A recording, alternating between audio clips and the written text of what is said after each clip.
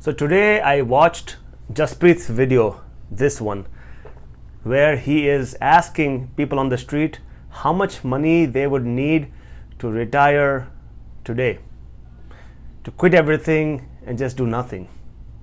And watching that video led me to ask that question to myself, and it slowly pushed me into this depressive state where I felt like I am going to keep chasing this so-called dream until I stumble upon into a hole in the ground, which is also my grave, and say the three magic words: rest in peace.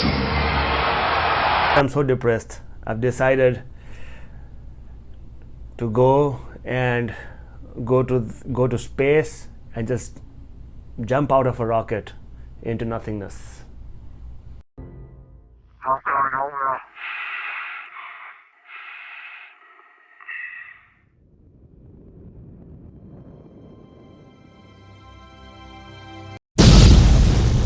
So friends, welcome to RG Diaries, and in today's episode we are going to go in to our expenses and figure out, if I wanted to quit my job, quit my businesses, shut down everything and just sit back and watch TV, how much money would I need to be able to do that?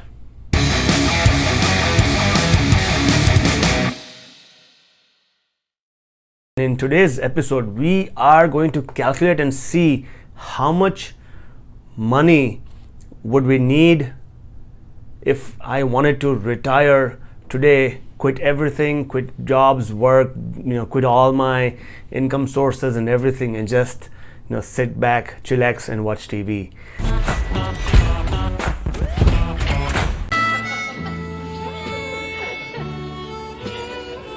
So for me to be able to do that, I want you to help me out, help this brother from another mother, and smash that like button so that you know that you appreciate, and you can let YouTube know that people appreciate this kind of content.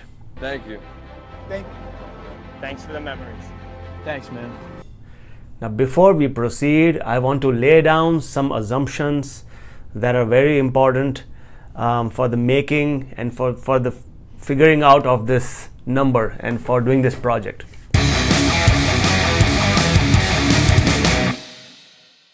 Now, for the purpose of this calculation and this video and this project, we need to lay down some assumptions.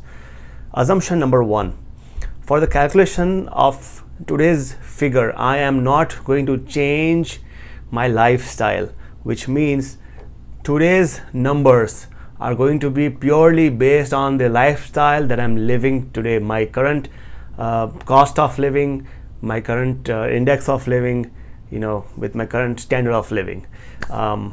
Which brings me to the assumption number two. For this video, for this project, I am not counting any future college funds or wedding funds for children, because this calculation that I'm coming up is, if I wanted to retire today, what's going to be that number? So for the purpose of today's video, we are not going to consider or take into account any of the future large expenses such as college funds or wedding funds of children. Assumption number three is that my cost of living is not going to change, which means I'm not going to incur any major expenses in the future.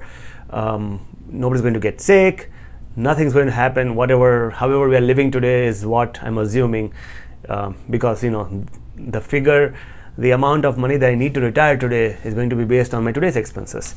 And last but not the least, my assumption is that this calculation does not include any cost of buying any future retirement homes in any foreign countries or in the United States. So this does not have any of the future real estate expenses. So this is the future. The whole premise of this video is to see how much money am I going to need to be able to retire today. So the key thing to retirement is knowing how much money are you going to need to live. Basically, what are your annual expenses? which now I've not done this before now, but I'm going to go, and for the purpose of this video, I'm going to calculate how much I have spent in the last couple of years. I'll be back.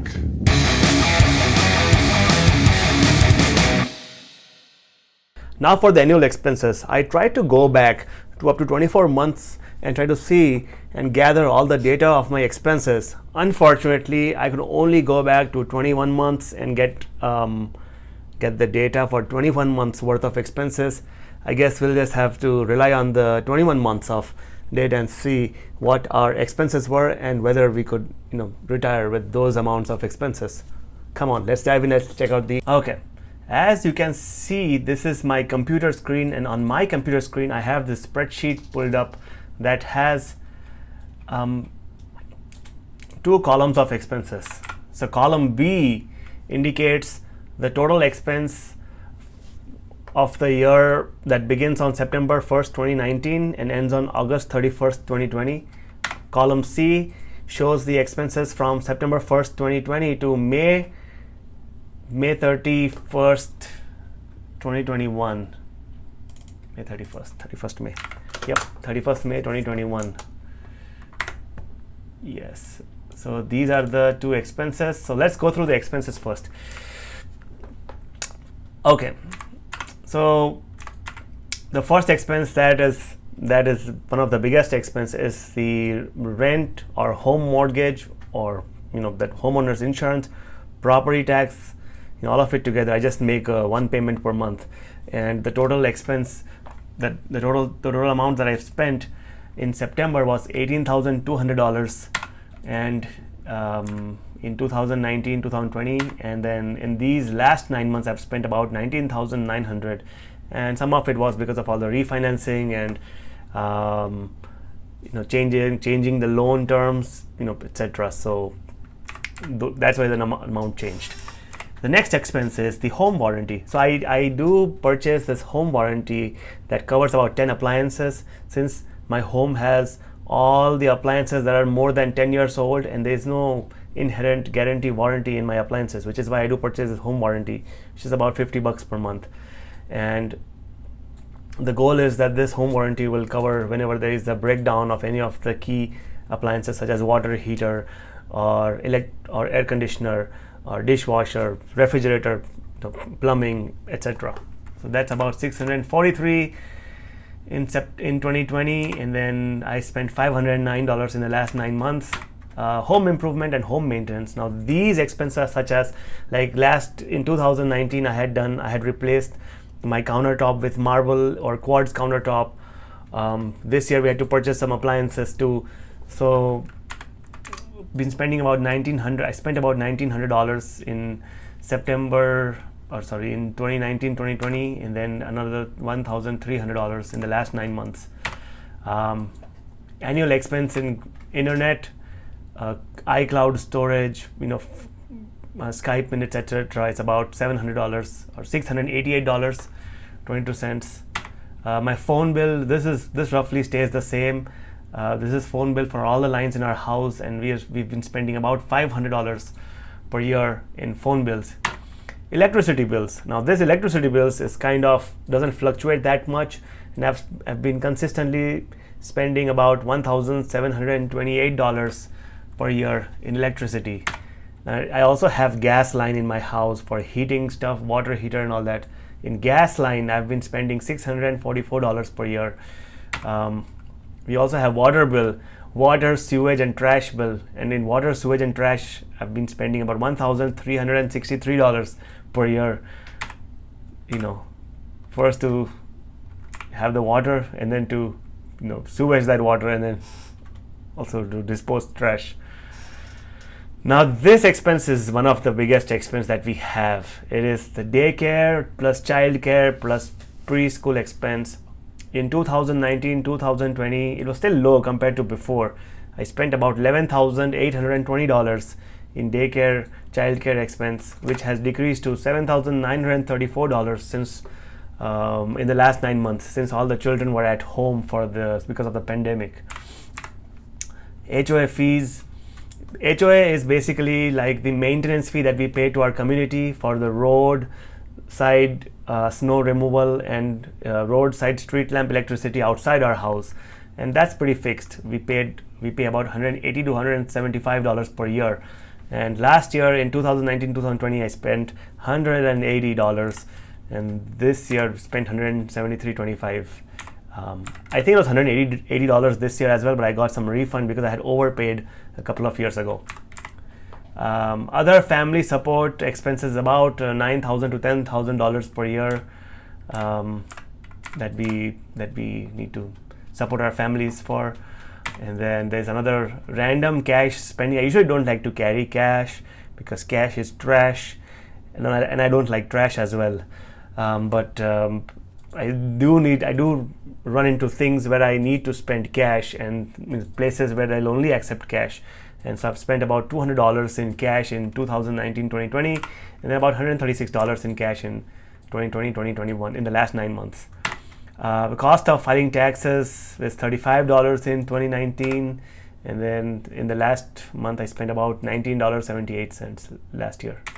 Now, next section is the grocery section and rations. So we have primarily 6 grocery stores where we eat.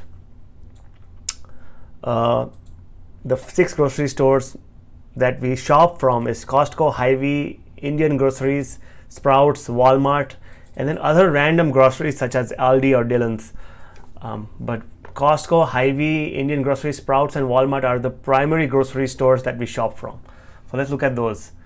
In Costco alone, I've spent about $4,050 in 2019-2020, which reduced to $2,578 in the last 9 months because we've reduced the frequency of going to Costco. Yeah. And then Hy-Vee, we've been spending around $120 to $83. Hy-Vee is just random, run up to the store and it's random impulse buying kind of purchase. It's not a planned grocery haul. Indian store is pretty much planned and it's consistent. We've been spending $2,130 per year. This year, in the last 9 months alone, we have spent $2,229 in Indian store. Sprouts is where we buy our vegetables from, and in 2019-2020 I spent $1,127 in Sprouts, which reduced to $540 because we've been shopping our vegetables from Walmart and Indian stores more this year. Walmart grocery spent $3,907 in 2020, and this year, within the last 9 months alone, I've already spent $3,148 in Walmart. Other groceries are like $200 to $400 range. So if I add up all the groceries, so in 2019 alone in groceries we spent $11,538, and then this year in the last 9 months we've spent $8,980 in groceries. Okay, yep. So next thing is eating out, eating at restaurants, lunch, dinner. If there was ever some guest that visited our house and if they wanted to have liquor, so liquor expenses, etc. So in 2019-2020, before the pandemic, we spent about $1,361 in eating out. Now, since the pandemic started, I haven't eaten out yet, and that expense in the last 9 months has only been $51.33. That's a big drop. Clothes shopping. Shopping for clothes, before the pandemic, we used to wear more outdoor clothes, which is why our expense was $118.18. But since the pandemic, we have been in lockdown and just been staying home and been wearing limited number of clothes that we just keep repeating, and our expense has dropped to $55 in the last 9 months.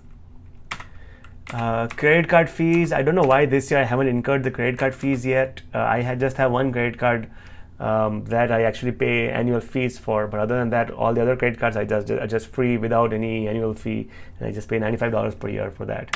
Auto insurance, I have insurance on both of my cars, and I pay about $1,442 per year in auto insurance, which is pretty consistent.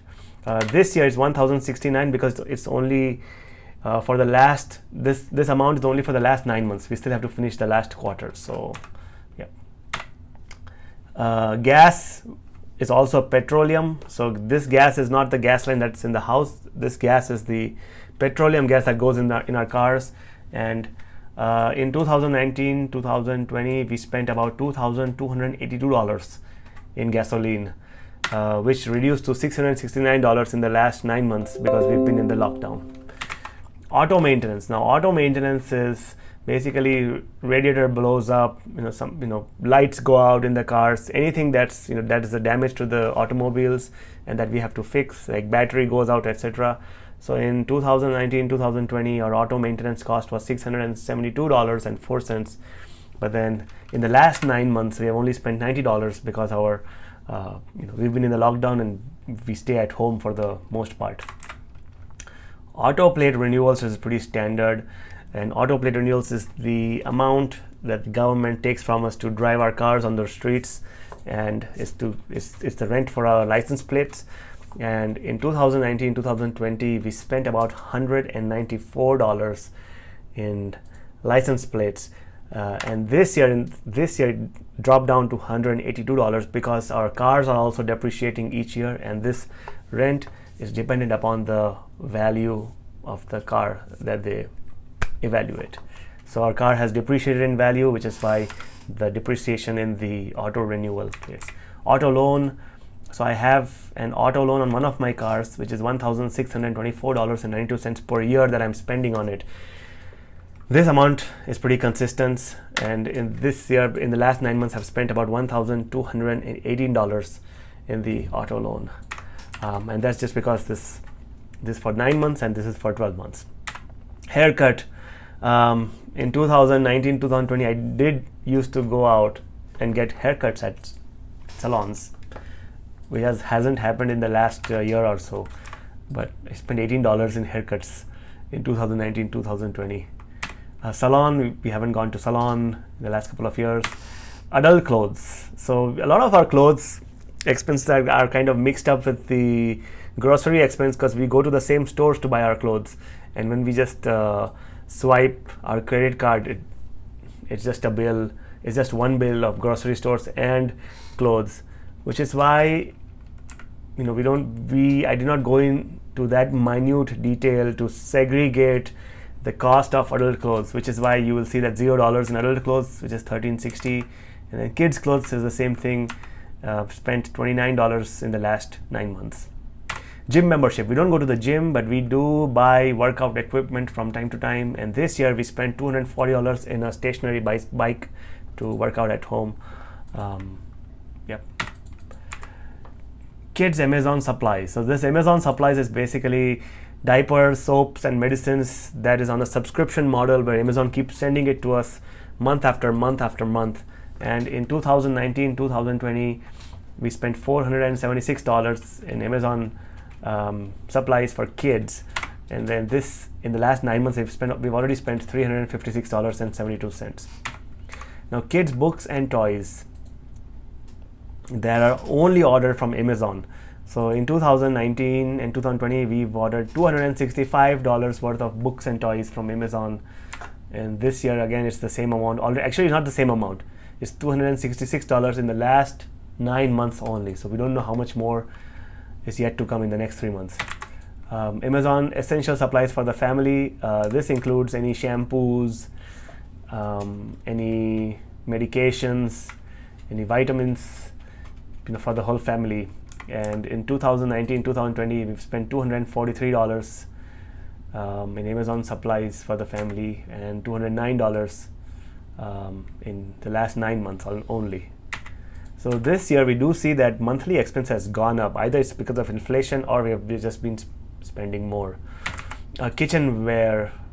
So in 2019 2020 we spent $21.88, and this year in the last 9 months we've spent $11. Now kitchenware is kind of tricky to track because a lot of kitchenware comes from Amazon, so it might have been mixed up with the Amazon essential supplies for the family. Gifts and baby showers. So every time somebody dies, or every time somebody is born, or every time somebody is celebrating their birth, we get invited to either at birthday parties, baby showers, or funerals. And it's the circle of life, but we still have to spend. So I've spent about $237 in gift cards in 2019, 2020, and this year in the last 9. In fact, you know what that means. We're out of time. We're out of time.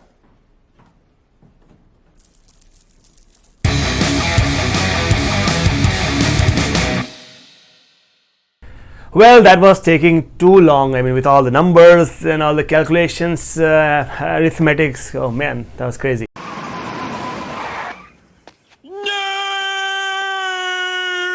Anyhow, let's just summarize it.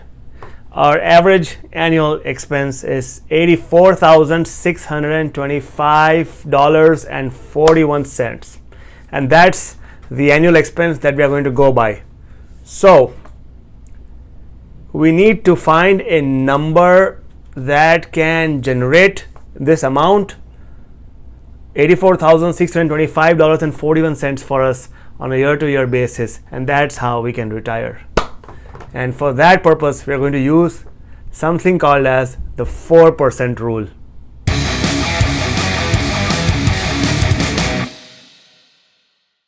Now, what is the 4% rule?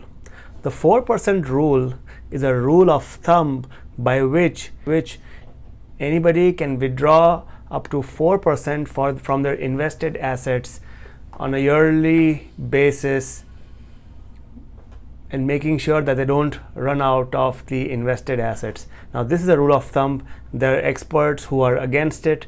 There are experts who are for it. There's all kinds of studies, and based on the last 50 years, the 4%. So let's say from all the assets that I have invested, if I keep withdrawing 4%, only 4% every year, I will never run out of that asset. Now, this is based on last 50 years worth of study. It's a rule of thumb, and the market conditions could change in the future. Who knows? I don't know. However, the 4% rule is also the rule that I used for this calculation, and one of the main reasons being that it was the simplest rule I found to calculate. The other studies are much more complicated, which is why I said, let's stick to simple. We'll at least get a number. Easy peasy lemon squeezy. On average, the stock market goes up by 7% per annum. So this is an average, which means it could go up by more than 7%, or it could drop go up by less than 7%. But on an average, over years and years of time, the stock market has been observed to go up by 7%. And based on the 4% rule, if we withdraw 4% each year to meet our annual expenses, we'll still have reinvested 3%.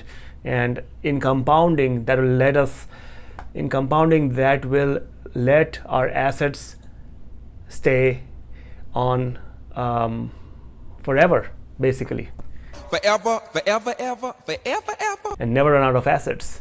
Now, as in our case, as we saw earlier, our annual expense was $84,625.41. Based on that, how much money are we going to be needing to invest today to generate that amount, $84,625.41, year after year after year, and never run out of the invested amount? The way to do that is very simple.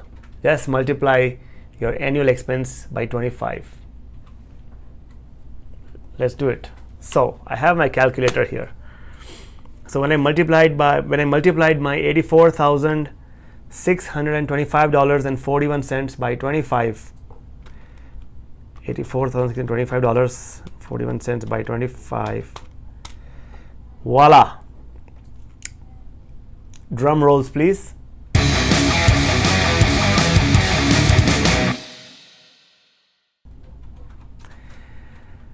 The amount that I need to invest today, based on the 4% rule, to retire today is $2,115,635 and 25 cents. Here it is. Don't know if you can see that. And yep.